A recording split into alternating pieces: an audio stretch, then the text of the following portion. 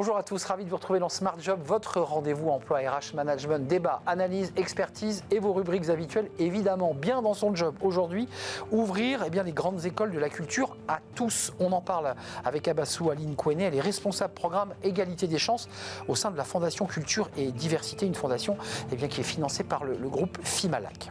Le Cercle RH, un festival pour l'égalité des chances. On va en parler avec Chloé Sebag, elle est porte-parole directrice du plaidoyer Diversides, qui organise cet événement unique avec un S. Et puis nous serons avec Thibaut Guilhuy, directeur général de France Travail, qui porte et qui accompagne cet événement auquel il croit. Ils sont nos invités dans le Cercle RH. Et on terminera notre émission avec la transparence des salaires. Oui, c'est un sujet important. Où en sont les Français? Où en sont les entreprises françaises? On va en parler avec Jade Bonneron, elle est directrice associée Work Reward Career chez WTW France. Pas facile à dire ce sigle, mais elle sera quand même notre invitée à la fin de l'émission. Tout de suite, c'est bien dans son job.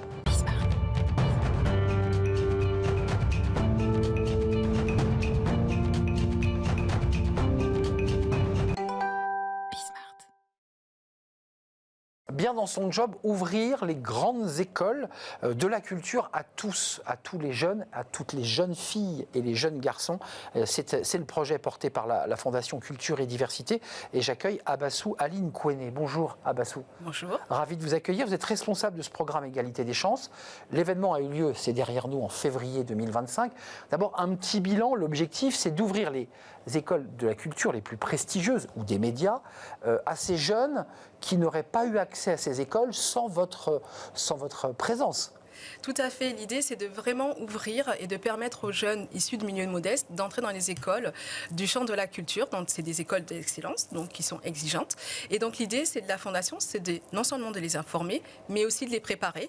Et donc, l'événement qui a eu lieu en février était vraiment de préparer aux procédures d'admission ces jeunes à travers des stages immersifs d'une semaine. Alors, ça veut dire que vous ouvrez ces écoles pendant une semaine et ces jeunes, pendant une semaine, vont quoi? Observer, partager des moments dans des classes. Il y a des grandes écoles, je crois qu'il y a l'INA et d'autres établissements. Et ils vont rester une semaine en immersion complète.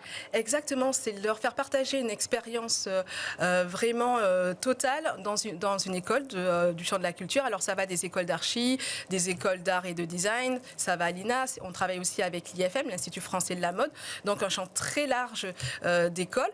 Et vraiment, c'est de leur permettre de se mettre dans la peau d'étudiants, d'aller à la rencontre des étudiants, et c'est un programme d'une semaine qui est vraiment élaboré pour ces jeunes, leur permettre de se préparer au mieux aux procédures d'admission dans ces écoles.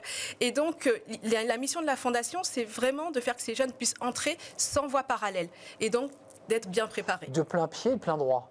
Exactement. Avec donc, si j'entends bien, la préparation, parce que c'est quand même des écoles extrêmement exigeantes, la préparation à ces concours, parce qu'on y rentre sur concours. Exactement. Donc la semaine est répartie un petit peu entre des ateliers vraiment immersifs. Alors quand c'est sur l'art, ça va être des ateliers autour du champ de l'art, mais aussi en école d'architecture, ils vont faire des constructions, etc.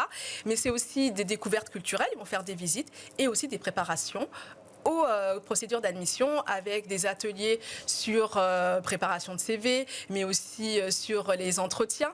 Et donc, c'est fait avec les écoles partenaires. Elles sont très volontaires et on a la chance qu'elles participent au programme et qu'elles nous rejoignent avec beaucoup de volonté pour préparer ces jeunes. Alors, il y a 55 établissements artistiques et de la culture qui sont engagés dans ce programme. Faisons le contre-champ. Comment vous allez chercher ces jeunes? Parce que c'est quand même des jeunes qui ont des passions particulières. Certains pour la mode, d'autres pour les médias, certains pour l'architecture. Comment vous allez sélectionner ces jeunes que vous allez accompagner ensuite? Alors, on travaille avec le ministère de l'Éducation nationale et de l'enseignement supérieur et de la recherche qui vont cibler ces jeunes à travers 3 critères, qui sont des critères sociaux.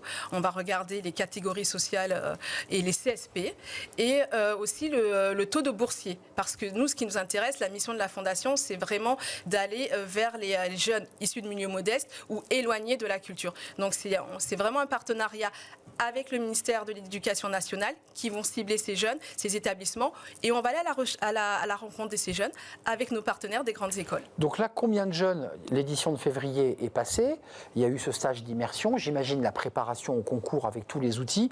Combien de jeunes, moi je vois l'école du Louvre, je vois effectivement l'INA, je vois l'Institut français de la mode, combien de jeunes ont intégré ces belles institutions?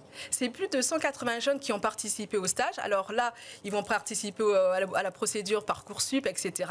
Donc on aura très bientôt les résultats, mais c'est plus de 180 jeunes qui ont participé à ces semaines de stage au mois de février. Donc là, vous n'avez pas encore le résultat de vos efforts pour savoir combien de jeunes vont être capables d'intégrer l'école du Louvre ou l'INA, on est d'accord? On ne sait pas tout à fait. Et donc là, ils sont plutôt en train d'établir leurs vœux, mais on sait qu'en moyenne, on a de très bons résultats. C'est à peu près un jeune sur deux qui rentre dans les écoles. Donc on est au-dessus de la moyenne. Ce que je trouve vraiment passionnant dans ce que vous faites et ce que vous portez, c'est que ça donne la possibilité à des écoles, à des jeunes qui n'auraient jamais imaginé pousser la porte de l'école du Louvre ou de l'Institut de la mode, et pourtant ils ont ces talents, ils ont du talent.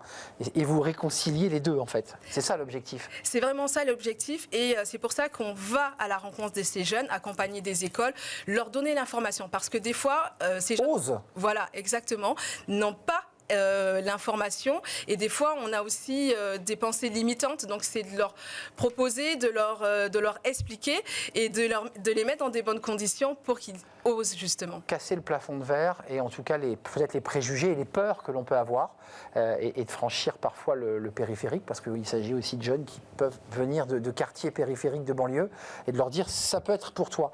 Vous reviendrez peut-être en septembre nous parler de tous ces jeunes qui ont intégré ces belles écoles. Avec très grand plaisir. On se donne rendez-vous. Merci beaucoup Abassou d'être venu nous rendre visite. Abassou Linkwene, responsable programme égalité des chances à la Fondation Culture et Diversité, qui a été fondée et créée par le groupe Fimalac. Tout à fait. Faut-il le préciser? Merci à vous. Tout de suite, c'est le Cercle RH et j'accueille mes invités. C'est le débat de Smart Job.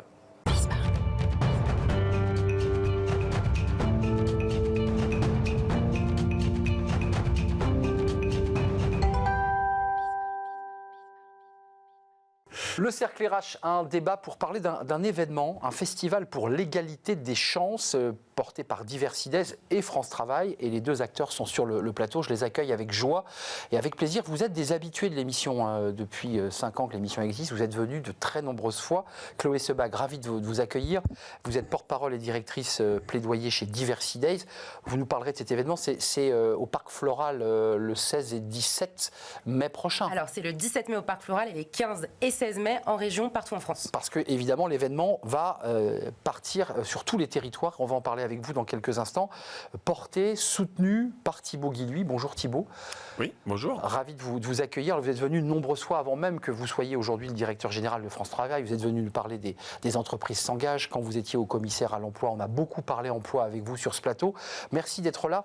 D'abord, un mot sur, je dirais, votre philosophie et votre manière d'embarquer France Travail à travers notamment cet événement. Il y a chez vous le sentiment que vous avez envie de visibiliser, de montrer ce qui est le cas de l'inclusion, ce qui est le cas des seniors, de la diversité. Est-ce que ça, c'est votre marque de fabrique, Thibaut Guilluy, de mettre en lumière?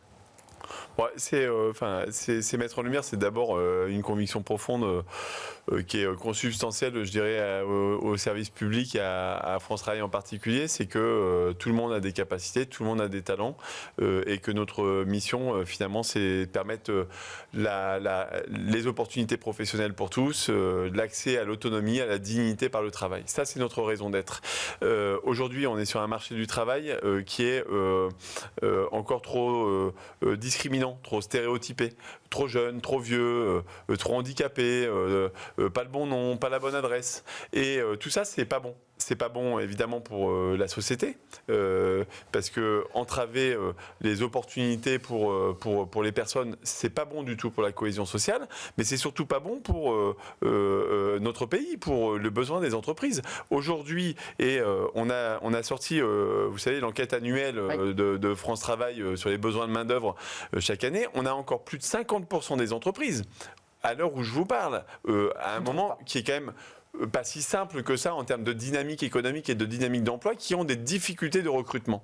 Et donc, il faut qu'on accompagne ce changement de mindset, à la fois des entreprises, parce que Unique, c'est à l'adresse des employeurs, des entreprises qui sont invités et qui innovent de plus en plus avec France Travail, mais aussi avec tous les acteurs de l'insertion, évidemment Diversity Days, les acteurs associatifs, les acteurs privés, pour recruter différemment. Et puis, c'est aussi dire à toutes les Françaises et les Français, du plus jeune âge jusqu'à 67 ans, en tout cas jusqu'à l'âge où on peut être inscrit à France Travail, venez à Unique pour trouver des solutions très concrètes, une idée de métier, une idée de projet, aider à créer son entreprise, trouver un emploi, un apprentissage, un stage. Ce qu'on veut, c'est un événement qui soit très concret. C'est pas de la com, c'est de l'impact, et qu'à la fin, chacun reparte avec quelque chose qu'il a apporté aux autres ou une solution pour son avenir. Chloé Sebag, qu'est-ce que vous pouvez rajouter de plus à ce qui vient d'être dit? Parce que beaucoup de choses ont été dites par Thibaut Guilluy. On voit son engagement sur cet événement unique avec un S. Exactement. C'est important de le préciser. Ça sera bien le 17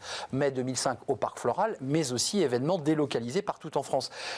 On y voit, et c'est pas de la com, on y voit la possibilité pour ceux qui vont pousser la porte de ces événements d'avoir du coaching, d'avoir du mentorat. Donc en fait, c'est quoi? C'est un accompagnement 360 sur une journée dédiée, c'est ça l'objectif? Alors, c'est un accompagnement 360, mais il y a aussi une philosophie derrière. On s'est rendu compte que pour les maladies rares, par exemple, on a le Téléthon. Pour la précarité alimentaire, on a les Enfoirés.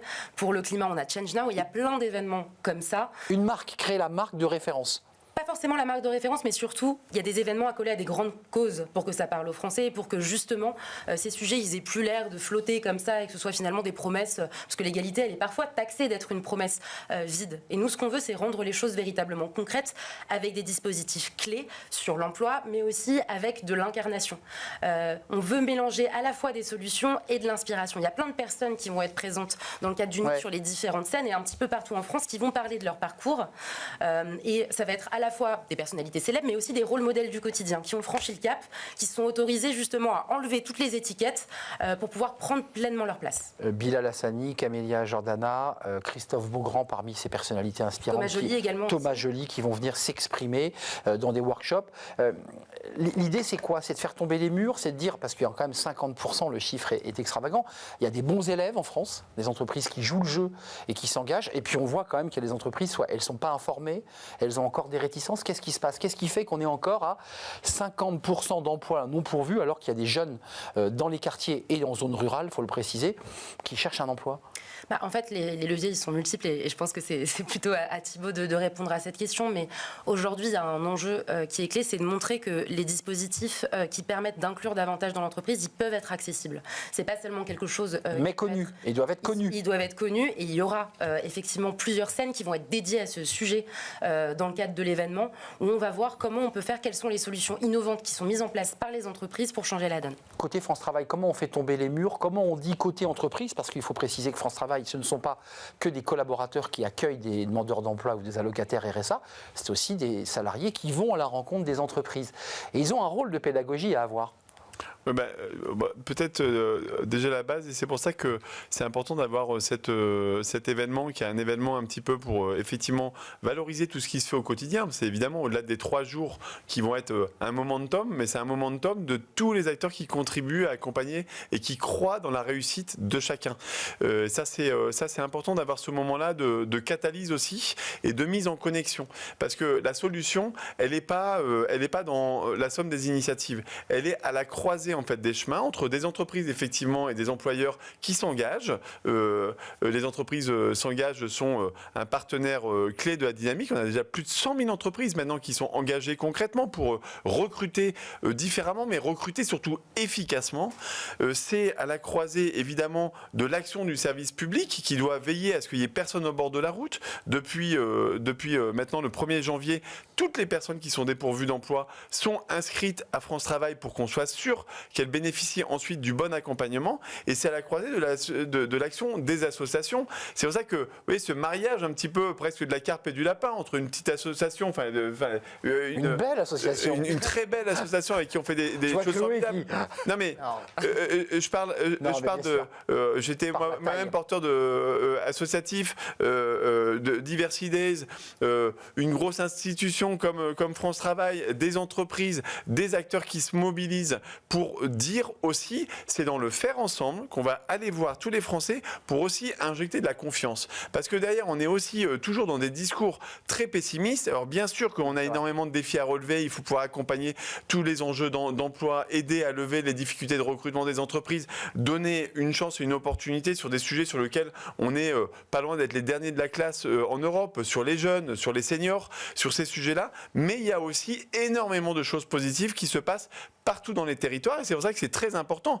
Unique avec un S, nous sommes uniques, mais on n'est pas tout seul et il y aura des actions à La Réunion, dans le Pas-de-Calais, dans les Alpes-Maritimes, dans l'Île-de-France. Enfin, dans tous les territoires, ils sont mobilisés. Plus de 1000 événements sont prévus. Et en fait, unique, c'est l'événement de tous ceux qui croient finalement que chacun a des compétences, du potentiel et peut retrouver derrière un emploi aussi finalement un bon chemin de vie. Mais Chloé Sebag, il y a quand même cet enjeu, je le redis, de faire tomber les préjugés, le regard que l'on porte sur l'autre. C'est un des sujets, puisque ces personnages et personnalités inspirantes vont raconter leur parcours, peut-être même leurs difficultés à accéder là où elles sont arrivées. C'est un énorme enjeu, c'est-à-dire de briser les préjugés. En fait, c'est un énorme enjeu de briser les préjugés et de transformer les représentations. C'est-à-dire de donner aussi la possibilité à plein de personnes de voir que des personnes qui sont comme elles ont fait cette chose qui est de dire « Ok, je dépasse les stéréotypes ». Sur le handicap, par exemple, c'est particulièrement prégnant. C'est-à-dire que voir finalement des entrepreneurs qui réussissent à faire justement de ce qui peut être à la base une difficulté une force énorme, c'est super inspirant. Je pense par exemple à deux profils, si je dois donner un exemple de personnes qui vont être avec nous. Je pense à Charlotte Allo-Domi, qui motorise son fauteuil roulant en le transformant en trottinette électrique. C'est une solution qui en fait est super simple, qui est beaucoup moins chère qu'un fauteuil électrique et qui peut changer plein de choses dans la vie. Il y a aussi Alice Deves qui a créé le média Petite Mue sur le handicap invisible, qui concerne 80% finalement des handicaps. Vrai. Oui. Donc il va y avoir comme ça plein de profils qui changent la donne au quotidien et qui sont super inspirants.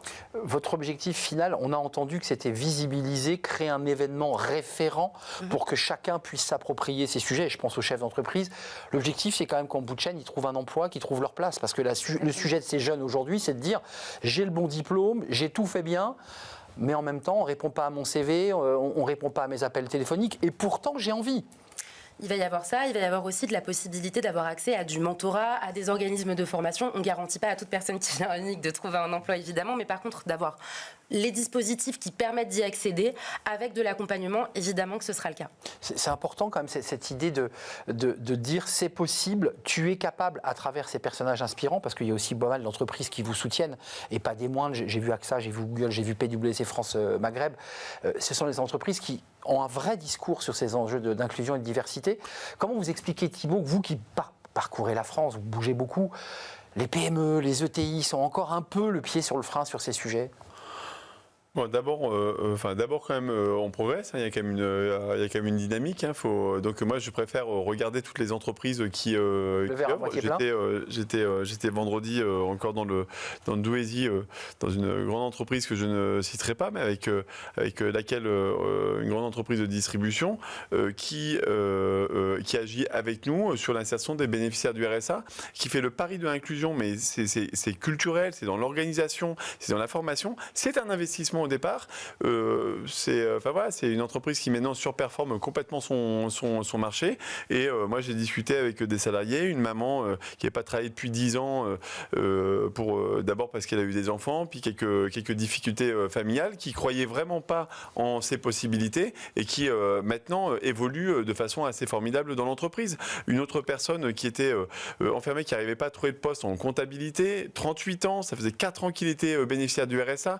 En fait, on a le moral dans les chaussettes. On n'ose même plus parler de soi, imaginer des opportunités. Et donc, c'est ça qu'on veut dire. France Travail, les associations, les acteurs doivent agir pour aller vers ces personnes-là, leur dire tu as des capacités, tu as du potentiel, parce que finalement, à la base, c'est quand même aussi le pari de la confiance, quoi. Je pense que si on doit résumer ça, c'est injecter le pari de la confiance dans tous ceux qui, à un moment donné, se posent des questions, aimeraient bien changer de voie, mais se mettent des barrières, ou parfois même ont abandonné l'idée de pouvoir trouver une opportunité. On parle du salariat, mais il y a aussi la création d'entreprise. Il y a 780 000 personnes qui sont inscrites à France Travail aujourd'hui, à l'heure où je vous parle, qui sont en création d'entreprise ou qui aspirent à créer leur entreprise. Donc on sera aussi avec la BPI et l'ensemble des acteurs de l'accompagnement pour accompagner ça. Toutes les voies sont bonnes, il faut qu'elles partent en fait des aspirations des personnes et qu'ensuite on crée nous l'environnement pour que chacun puisse croire en lui. Avant de nous quitter, Thibaut Guilluy, on est dans un contexte économique dont on nous dit qu'il est un peu anxiogène, que la crise est là et qu'il faut combler les déficits. J'imagine que la bataille est encore plus dure dans ce contexte pour vous. Écoutez, c'est sûr que c'est toujours plus facile quand on est dans une dynamique de création d'emplois positive. Mais moi, j'ai envie avec nos équipes à France Travail, on se concentre sur ce sur quoi on peut agir. Et ce qu'on constate, c'est qu'on a encore 50% d'entreprises qui ont du mal à recruter, qu'on a encore des centaines de milliers d'emplois non pourvus, qu'on a encore tout un tas de potentiels inexplorés. Donc, plutôt que de regarder là où il y a des difficultés, on les accompagne. On est présent, nous, à chaque fois qu'il y a une entreprise qui ferme, on est mobilisé avec les élus, les acteurs économiques pour accompagner les rebonds des personnes qui subissent ces moments difficiles. Et plus, c'est vrai aujourd'hui qu'en 2023 ou en 2022. Mais au-delà de ça, il y a aussi des usines qui ouvrent, des entreprises qui se développent, des créations d'entreprises, 6% de création d'entreprises supplémentaires l'année dernière. Donc, c'est bien de regarder ce qui ne va pas, mais regardons aussi ce qui va bien et surtout, tirons le meilleur parti du potentiel du pays. C'est ça qu'on a envie de dire. Dans ce moment, tout particulièrement, je pense que c'est important que Unique soit là. Unique, c'est le moment de tous ceux qui nous écoutent, que les entreprises qui ne sont pas encore passées à l'action nous rejoignent. Et si on s'y met collectivement, il n'y a aucune raison qu'on n'y arrive pas. Le 17 mai 2025 au Parc Floral, ça commence à 9h, j'imagine. C'est une longue journée. À 10h. À 10h. Gratuit, 100% gratuit et c'est 100% accessible pour toutes les personnes en situation de handicap. Il y aura des dispositifs. Et le 15-16 mai, plus de 1000 événements partout en France. On insiste, vous avez des événements partout en France pour chacun d'entre vous.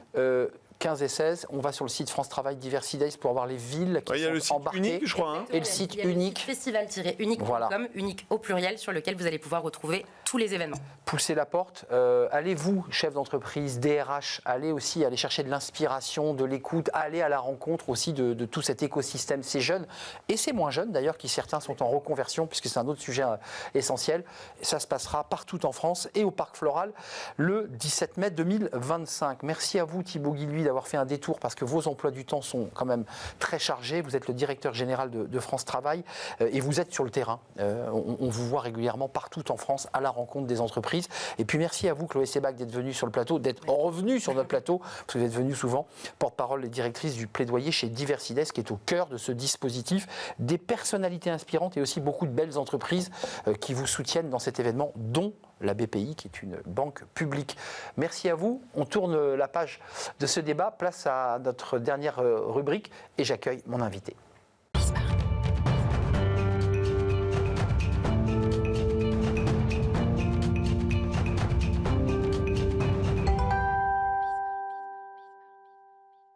Et on termine notre émission avec Fenêtre sur l'emploi pour parler de la transparence des salaires. Alors c'est un sujet un peu tabou.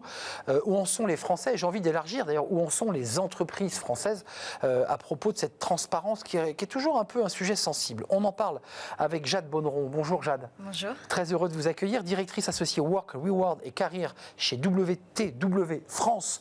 Vous avez un sigle qui est quand même très très long, avec un baromètre annuel. D'abord, un petit mot sur les enjeux un petit peu de tabou. Quand vous allez démarcher les entreprises pour leur dire il faut qu'il y ait plus de transparence, vous devriez engager une politique de transparence, on freine, on hésite, c'est compliqué, c'est un peu tabou quand même.